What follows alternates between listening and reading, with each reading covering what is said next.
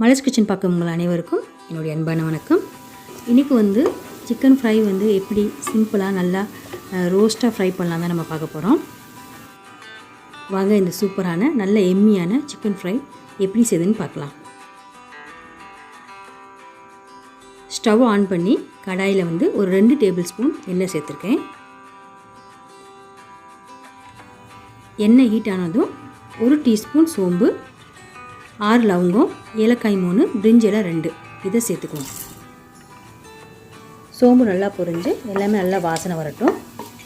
லைட்டாக அந்த மாதிரி மிக்ஸ் பண்ணிக்குவோம். இப்போ கொஞ்சம் கருவேப்பிலை சேர்க்குறேன்.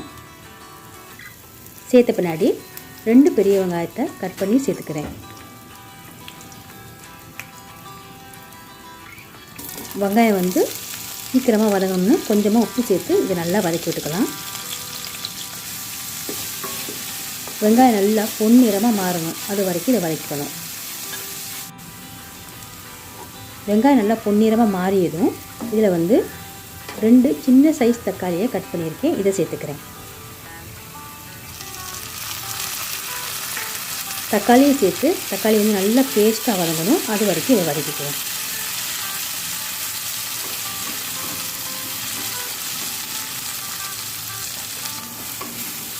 இப்போ பார்த்தீங்கனாலே தெரியும், வெங்காயம் தக்காளிலாம் நல்லா பேஸ்ட்டாக சூப்பராக வதங்கிடுச்சு.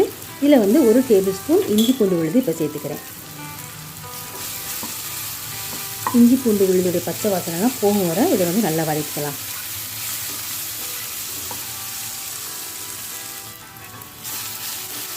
இஞ்சி பூண்டு பச்சை வாசனைலாம் போயிடுச்சு. அடுத்ததாக சுத்தம் பண்ணி வச்சுருக்க 1/2 கிலோ சிக்கன் எல்லாத்தையும் இதில் சேர்த்துக்கலாம்.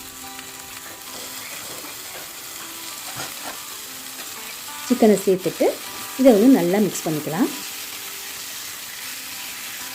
மிக்ஸ் பண்ணிவிட்டு இதை ஒரு 5 நிமிஷம் மூடி போட்டு சிக்கனை வேக வச்சிடலாம். தண்ணி எதுவும் ஊற்ற தேவையில்லை. 5 நிமிஷத்துக்கு பிறகு மூடி எடுத்துட்டு சிக்கனை நல்லா இன்னும் கிளறி விட்டுக்கலாம். சிக்கன் நல்லா இப்போ வெந்துருச்சு. எல்லாத்தையும் நல்லா மிக்ஸ் பண்ணிவிட்டு இதில் ஒரு 1/2 டீஸ்பூன் மஞ்சள்தூள், 1 டீஸ்பூன் மிளகாய்த்தூள், 1 டீஸ்பூன் காஷ்மீரி மிளகாய்த்தூள்,